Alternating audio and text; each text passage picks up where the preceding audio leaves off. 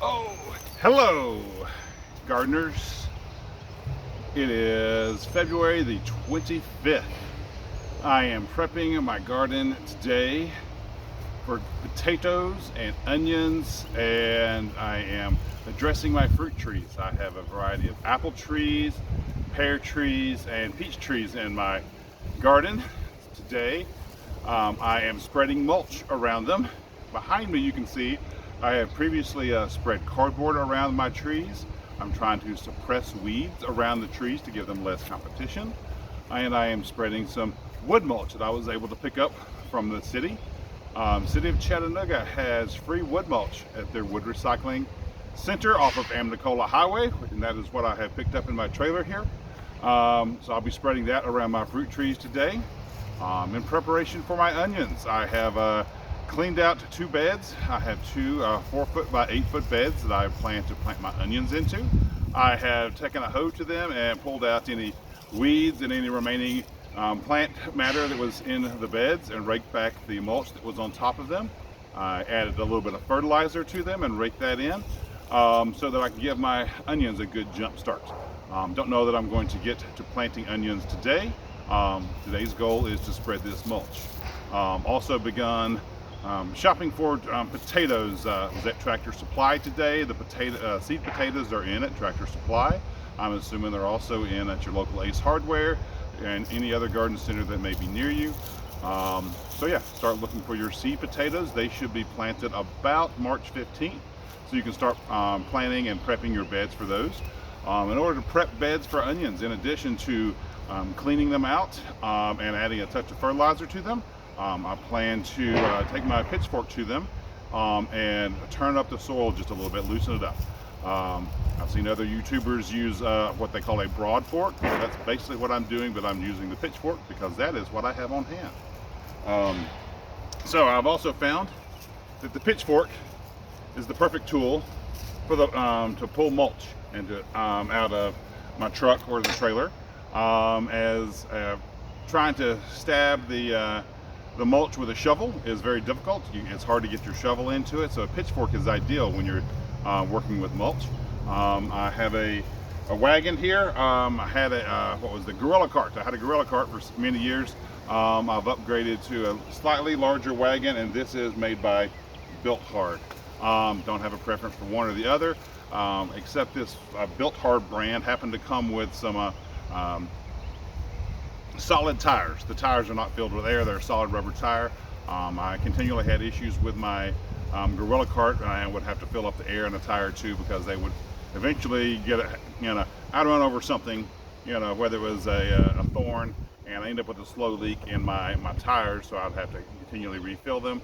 Plus, after about 5 years of use and that thing being stored outside more often than it should be, I end up getting some rust on the bottom of it, so some of the pieces were starting to rust through. So yeah, garden cart, I'll give it about 5 years life. That's been my experience with that one gorilla cart. So yeah, picked a different one that had some solid tires on it. So it's very similar setup. So my plan is to scoop the mulch out of my trailer into my cart, and then I'll be spreading it around all my fruit trees. I'll spread it out with a hard rake. My goal is 4 to 6 inches of mulch around the trees. As you're spreading mulch around your trees though, you're going for a donut shape around the tree, so not quite as much mulch around the tree trunk itself, so just a touch of mulch on the tree trunk. That tree trunk needs air to breathe, and I don't know. My understanding is that piling the mulch around it, a volcano style, can cause issues on the bark and on the base of the tree. Don't know the science behind it. I am not an expert, but this is what I've been told, and my experience has panned out that, hey, it works well to kind of make that donut shape around the tree itself. I'm also putting mulch in between the trees. My goal is to have, I'm trying to keep small fruit trees. Read a great book. I'll have to find the title of it and maybe put a link at the bottom of this video that I found about keeping your fruit trees trimmed small. So that is my goal. You can see some of my fruit trees behind me. I have previously trimmed them short. So my goal is to keep them in that 6 to 7 foot height range so that I'm able to reach all the fruit that it produces. By trimming them small, I can plant them slightly closer together. So there's, I don't know if you can see in the video, but I've got a couple orange cones behind me. Those are just me marking some spots for some future trees, so that I can get some new trees. I don't know if I'm going to do that this here shortly. Maybe in the fall, I'll get some new trees planted in between my other fruit trees. What else? Also, so this is the time of year to trim your trees. So January, February is the perfect time to trim your trees before they start to bud and leaf out and put the energy into those extremities. So a couple weeks ago, I trimmed my trees. Now I am going to add a little bit of fertilizer to my trees and put mulch around my trees again. So the fertilizer there to kind of give them a good shot of nutrition here as we start the season, and the mulch to suppress the weeds and the other competition. Also, helps me keep from having to weed around the trees or run the weed eater close to the trees. One of the biggest things that you can do to damage, or most common thing that damages trees, is the weed eater hitting the trees. So I'm putting the mulch around the trees to try to prevent me from having to run the weed eater around the trees and to make it keep a little bit easier.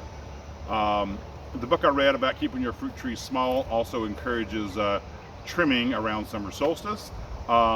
It can be a controversial topic, because typically you trim your fruit trees while they're dormant right now in January, February time frame.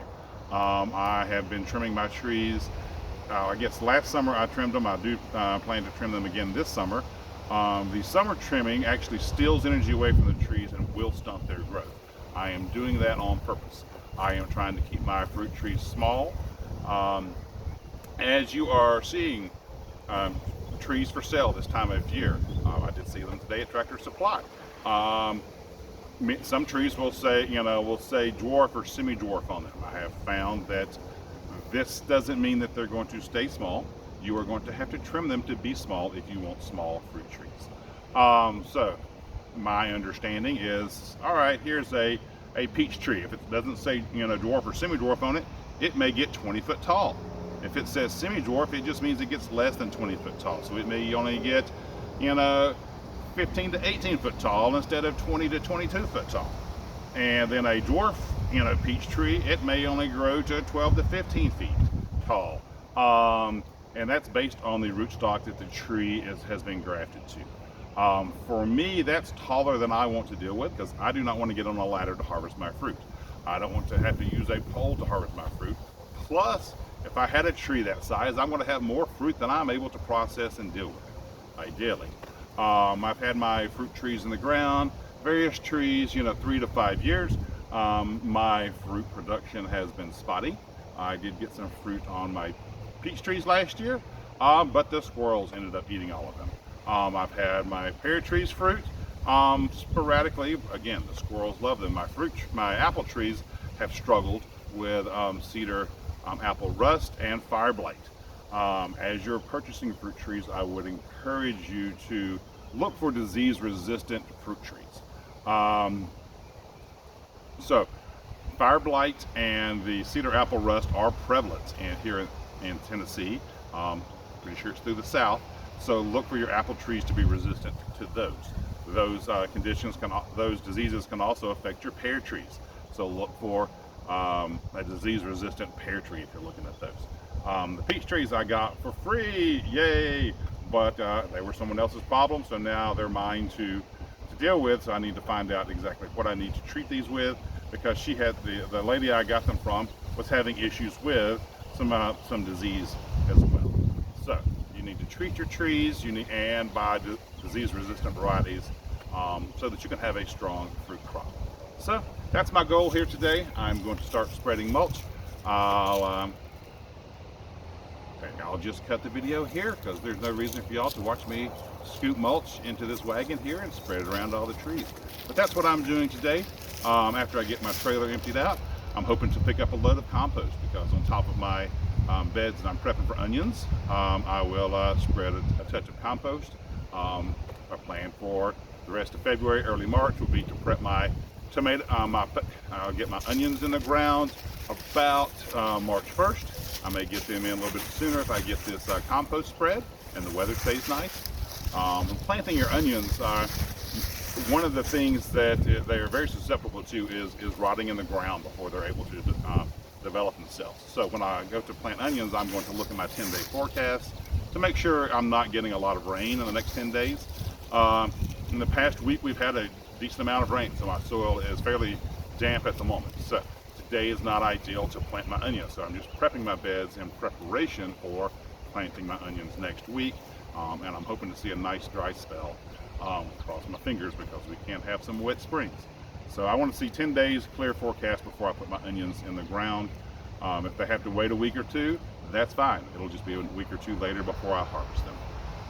So again, February, great time to prune your trees, great time to mulch and feed your trees, great time to prep your beds for onions and tomatoes, both of which will go into the ground in March.